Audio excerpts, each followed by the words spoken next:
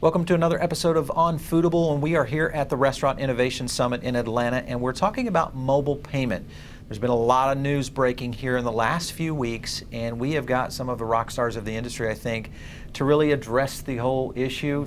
Welcome to the show. So great to have you. Thank you. Thanks. Sounds good. Let's go right into a little about who you are and what you do. Let's start off with you. All right. I'm Phil Kumnick. I'm Visa Senior Vice President of Global Acquirer Processing, and my focus in the company is on enablement and to focus in the marketplace, new technologies, and to help change the game. Sarah, you are with Leaf, is that right? Yes, yeah, I lead the team at Leaf. We're building the small and medium-sized business platform that will change how applications and services get delivered. So right now we have a point-of-sale app in the market for food service, particularly food service operators. Okay. And that's how we get involved in mobile payments because we support them on our platform. Perfect.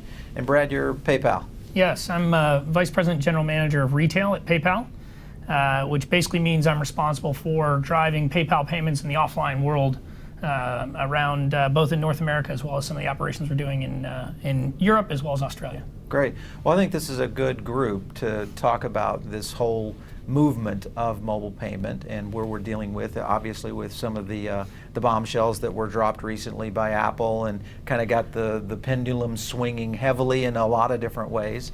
Let's go into the first question, and that is kind of this mobile payment adoption, the idea of consumers actually saying, hey, I'm willing to put my Visa card on my phone or connect a PayPal account to my bank account and integrate to a POS. I'm all cool with that.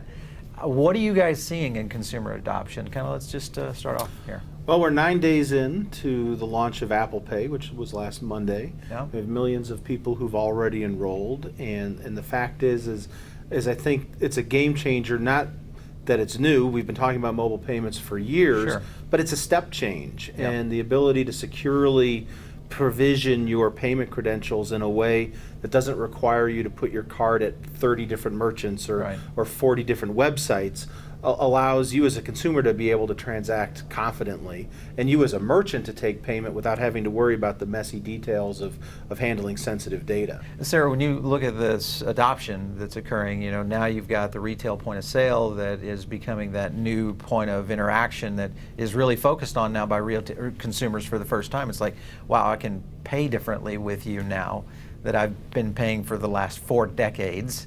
So this is kind of new. What's the adoption that you think will happen in the point of sale side? Yeah, so I love that you said point of interaction because that's how we were talking in our panel. We want to change people from thinking of point of sale merely as just the transaction of value, but really about how the operator and the consumer and guest interact with them. And that happens on mobile apps. That happens in-store using Apple Pay and other NFC technologies. So it really broadens the scope of how you're interacting with that guest, whether they're on-premise or off-premise.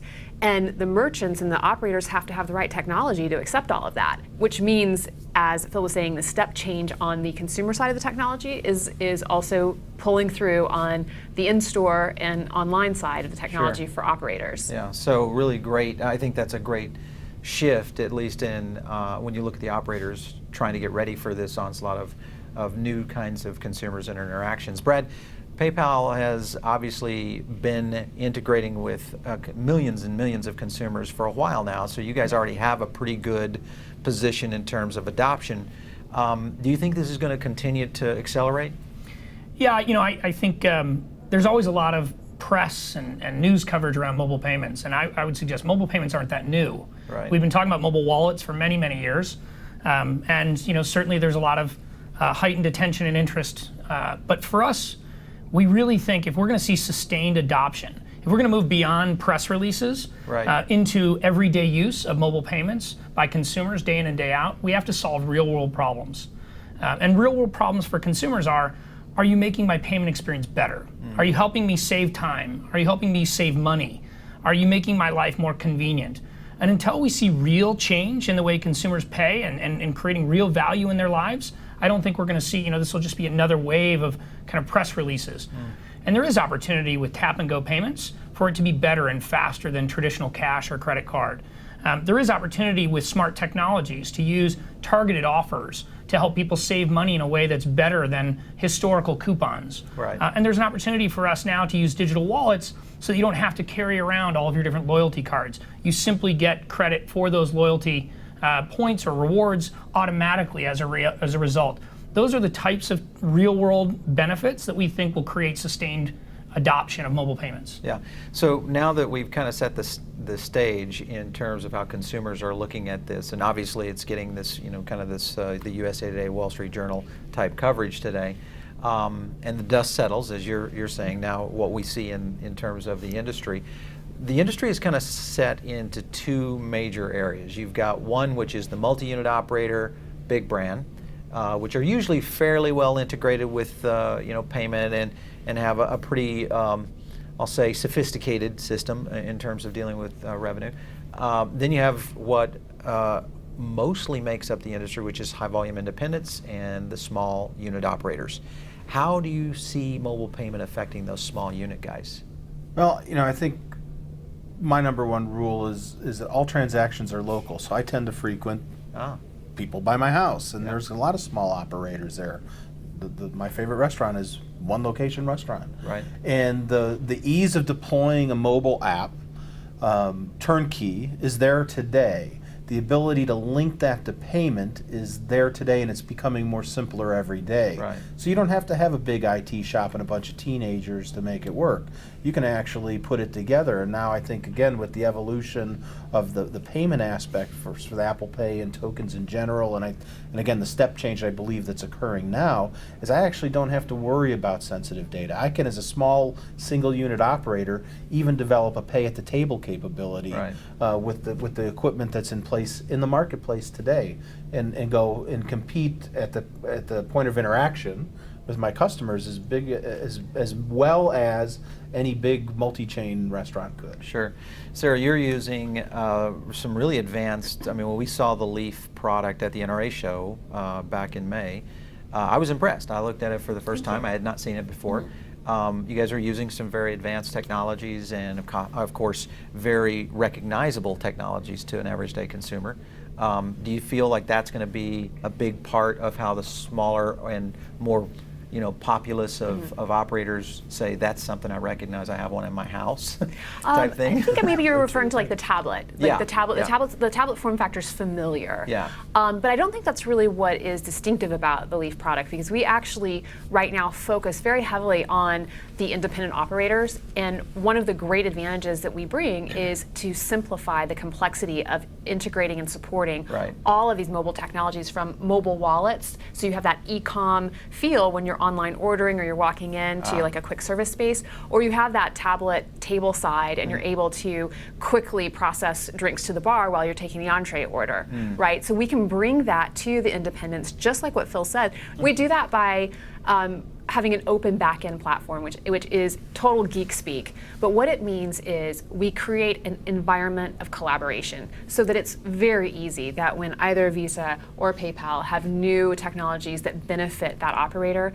it is cost-effective and quick and simple to plug them in. Yeah. And that's a difference. Big time. So Brad, obviously PayPal kind of probably cut their teeth on the small guy, especially from the genesis of where eBay kind of came from. Yep. So you've been dealing with a lot of small businesses for a long time, and growing in your coverage of the industry. Do you feel like this is now kind of that validation? We're here, and technology for everyone today. I like type thing. We finally crossed that threshold. Yeah. So I think it's commonly said that technology is the great equalizer. Yeah. And what we're seeing and experiencing with many different partners, including mobile point-of-sale partners, is that it brings a lot of the technologies that historically have been hard for small businesses to afford, that would have required a very heavy, expensive enterprise-level integration, we can now bring through new technologies, advanced capabilities, so that single operators can now have types of order-ahead technology, or they can have things like skip the line type of services without having to make this major enterprise investment. But the other piece is simply having CRM systems. Most small operators never could afford big, heavyweight CRM solutions. Right. But with things like check-in, now, and through a mobile point of sale system, a cashier can simply learn the name of their customer as they walk in the door. They can possibly even learn what they ordered last time, so they know that they like a double shot cappuccino. Those types of simple solutions that can now be brought through these new innovative technologies are very powerful for small operators to differentiate their experiences in ways that used to only be common for large restaurant operators. All right, so we're going to go into the next question, and that is talking about the big challenge in the industry when you flip the coin. We won't even say the word, but consumers are worried about it. They're worried about that security issue.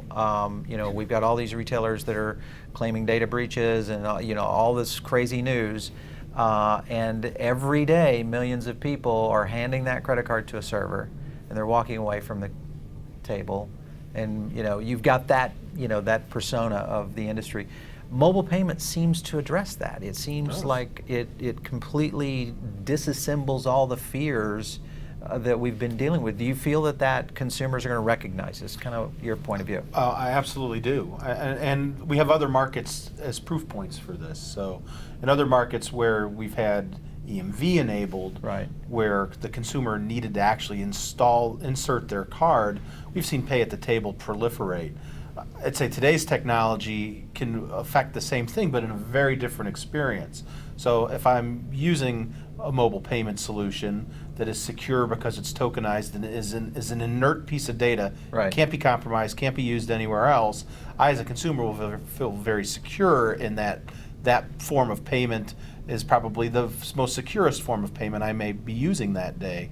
And I as the merchant, on the other hand, know that I'm accepting something that has a great deal of protection, and I can worry about other things like whether or not I brought you your coffee on time, right, yeah, and you had a good experience. Absolutely. And I do think that the line busting, queue busting, and the technology itself will very much change the way people pay, and it will have a tremendously positive effect on consumers' psyches around, did someone just walk off with my card and go somewhere to swipe it and bring me back the bill check presenter? All of that is changing, and every time that change finds its way into the marketplace, you have great opportunities to do new things around that process. So while it may sound like I'm losing an opportunity if the person's remotely paying to have that server interaction at my white table restaurant, the fact is the fact that I'm paying brings a whole host of new opportunities to interact with them, mostly before they pay, so that I can actually continue to affect the experience, not just at the end of the meal. Yeah, and I think that's a good segue for you, Sarah, because the point of interaction that he's referring to is kind of this new uncharted area in the whole retail experience. Most of the time that the charted experience that we know is you order, you hand your card over, you get your food, and it's kind of this very robotic process. This seems to kind of break all those barriers down a bit, potentially, and maybe open up opportunities to really kind of create this real hospitality thing that we in the food business would like to do. I agree with that. It increases complexity also, which, going back to some of the things that Brad said about CRM, like we can bring in more of that early, who are you and how can I help you, how can I serve you better. I can integrate online ordering, I can integrate online reservations, wait times, table queues, and that just starts to be a very complex ecosystem of things that I can help interact with my guests on. And I think our mission is really to say we can take that and simplify the technical implementation of it, and support the guest experience that you want to create. So we're not in the business of actually mandating or saying this is the guest experience that you should have and this is the only one we're going to support. But we want to have a technology that simplifies the complexity, makes it easy to operate, and supports that operator providing that guest experience that they want. Brad, you guys have kind of been the industry gold standard in terms of security and being able to kind of create that barrier of the problem. I know I've used PayPal for a long time for that very purpose, to pay, like when I book my air flights, I'll use a PayPal account versus my credit card in 15 different carriers. That makes me feel more secure, when I'm using it that way. Do you feel like getting past that hump is really going to just pop the pedal to the metal here? Yeah, I mean, it really, safety and security is kind of the fabric of what we do at PayPal, and it's all around how do we provide that extra layer of safety and security. What I would say is in mobile payments, and I'm glad we're talking about how mobile payments can actually enhance safety and security, because there's been a lot of conversation around concerns. Right. What we're finding is that it actually provides a tremendous opportunity of providing consumers control over levels of safety and security. Exactly. If you think about a traditional credit card, if I lose my credit card, sometimes I don't know that I've lost it. I don't know what's happening on that account until maybe I go check my balance or I see it in the mail. The beauty of a smart technology like a smartphone is that in many cases, I can, as a consumer, decide that I have to have a password to access my device. So if I lose my smartphone, no one can access that unless they have that password. With mobile payments, you can also set additional controls. So for example, if I want, as a consumer, we believe the consumer should have the choice of setting a level of protection in order to initiate a mobile payment. Some consumers may want to be able to use their mobile phone and simply tap and go on an NFC terminal. Right. They don't want to have any protection levels. Some consumers want the ability to not only have to open up their phone, but open up an app and use a secure element to trigger a token. The other benefit of smart technologies is that every transaction that you can use with a mobile wallet can trigger a text message or an email. Right. So that any activity on my account I know about in real time. That's another layer of, again, consumer choice. They can set those types of controls so that they control security and safety, and so that consumers feel like they're in control of their own safety and security. Yeah. We think that's really important. Absolutely. Guys, it's been great chatting with you all about what the future and now, which is today, is no longer the future but reality of mobile payment and how it's going to affect the restaurant industry. Thank you so much for stopping in on this episode. Sure. you. Thanks for having us.